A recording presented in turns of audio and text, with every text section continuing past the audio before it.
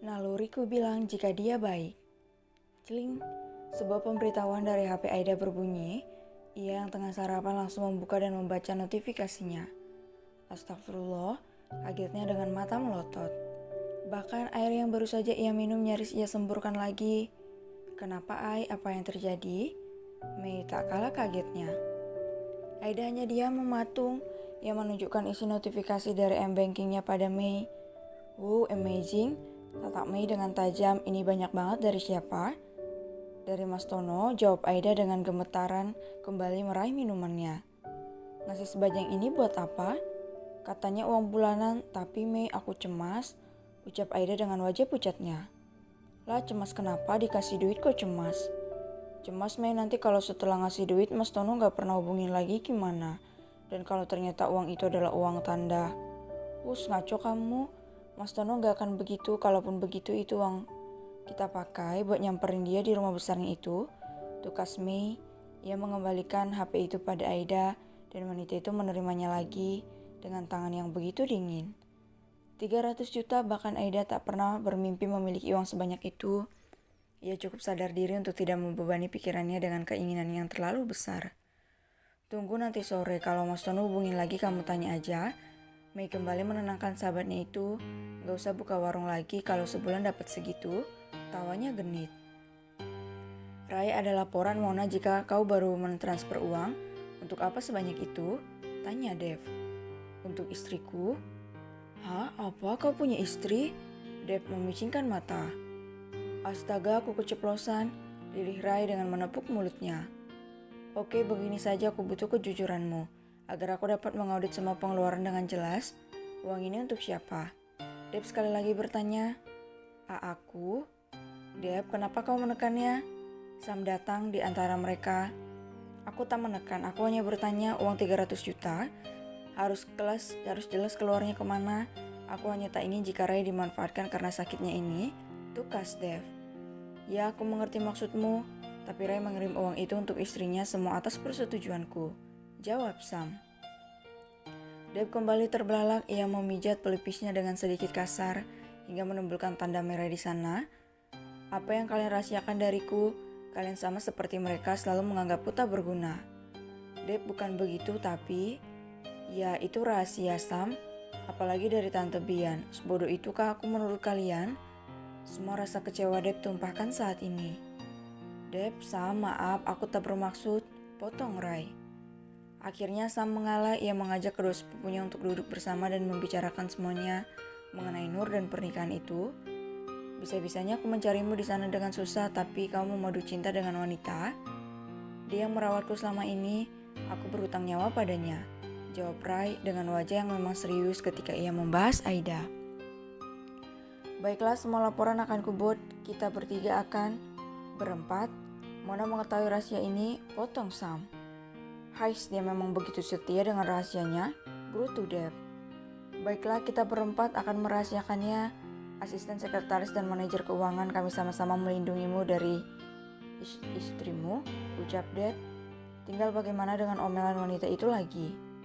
Terima kasih Dev, sekali lagi maaf, ucap Ryan. Dev pun pergi meninggalkan mereka berdua. Kau percaya padanya? Lirih Sam. Dalam hatiku aku yakin jika ia dapat dipercaya. Balas Rai, entah bagaimana masa lalu kami tapi naluriku bilang jika ia baik. Ya terserah kau saja, tepuk Sam di bahu Rai. Tagihan hutang Tante Rum. Tante Rum, Amrul ada apa nyariin? Gak nyariin, kebetulan ketemu, kalau dicari gak akan ketemu. Iya kan, tatapnya tajam. Tante Rum hanya bisa tertunduk, ia memegang erat tali tas lempangnya dengan raut wajah yang begitu tegang. Bapak nagih duitnya, udah lama juga, kemarin lolos karena katanya mau jodohin aku sama Yayang Aida, tapi kan gagal, imbuhnya.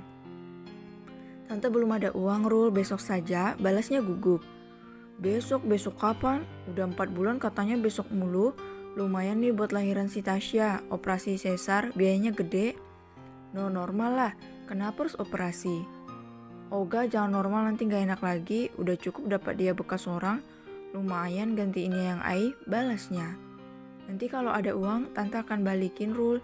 Sekarang belum ada, tunduk tante Rum tanpa mau menatap wajah Amrul. Serba salah dan terjepit, ia pun tak dapat lari. Karena Amrul pasti dapat mengejarnya meski tubuh mereka sama-sama gempal. Amrul tertawa menyeringai, ia menghampiri tante Rum merangkul dan berbisik padanya. Amrul dengar Aida janda suaminya pergi. Iya, suaminya berobat ke kota besar. Katanya dia juga balik ke keluarganya. Gak tahu bagaimana Aida selanjutnya, tapi mereka belum cerai. Berikan Aida sama Amrul bagaimana? Bujuknya. Jangan ngawur, dia belum cerai sama suaminya, gak boleh. Udah pisah lama bahkan gak pernah dijengukin. Dikasih nafkah lahir pun entah, apalagi nafkah batin. Bahkan Amrul yakin kalau Aida masih suci. Jangan ngaco kamu Rul, bisa mati kamu nanti. Mereka keluarga orang kaya. Sekaya apa? Sekaya bapakku. Jauh lah, tawanya bangga. Baginya sang bapak adalah orang terkaya seluruh dunia. Pasalnya ia pun tak pernah pergi keluar kota untuk menatap langit yang lain. Pikirin tawaranku tante, hutang lunas, uang utuh. Dan kita sama-sama puas. Tante Rum hanya mencari celah agar dia dapat berlari. Ia begitu takut apalagi jika banyak orang melihatnya nanti. Ia yang selama ini tampak kaya rupanya berhutang di mana-mana. Bisa tercoreng mukaku. Bagaimana nasibku? Uang simpanan pun sudah diambil Tiara untuk mengurus skripsinya. Berutu Tante Rum, pikirannya mulai kacau saat ini. Ia kira mereka lupa dengan uang itu. Nyatanya justru menjadi bom waktu untuknya sendiri. Hai sayang, sedang apa? Sapa Ryan lewat video call-nya.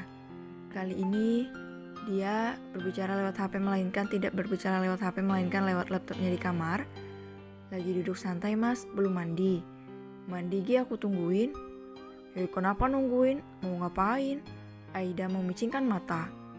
Kenapa masih nanya sayang hanya ingin melihatmu? Mas Tono gak boleh gitu. Nanti malah jadi gak baik. Gak baiknya, aku hanya ingin menatap tubuh istriku salah. Menatapnya gak salah, tapi nanti kalau malah mas main sabun gimana? Dosa, Aida gak mau begitu. Main sabun? Gimana? Tanya Raya yang tampak benar-benar tak mengerti dengan penuturan Aida. Terpaksa Aida menjelaskan dengan gamblang semuanya apa yang sering dilakukan jika pria tengah menahan hasratnya. Rai tertawa terbahak-bahak bahkan hingga mengeluarkan air matanya. Bisa-bisanya Nur mikir mas bakal begitu. Ya namanya udah kepancing gimana lagi? Timpalnya. Berbulan-bulan pun aku sabar menunggu hingga kau siap. Yang jelas kau sudah milikku dan tinggal menunggu waktunya tiba. Aku akan melampiaskan semuanya padamu. Kamu siap-siap saja. Kedipnya genit. Aida hanya menelan salivannya, jantungnya berdegup sekali. Tapi begitu kuat, ia paham apa yang dimaksud suaminya itu. I miss you sayang, ucap Rai di sana dengan tatapannya yang begitu menahan rindu.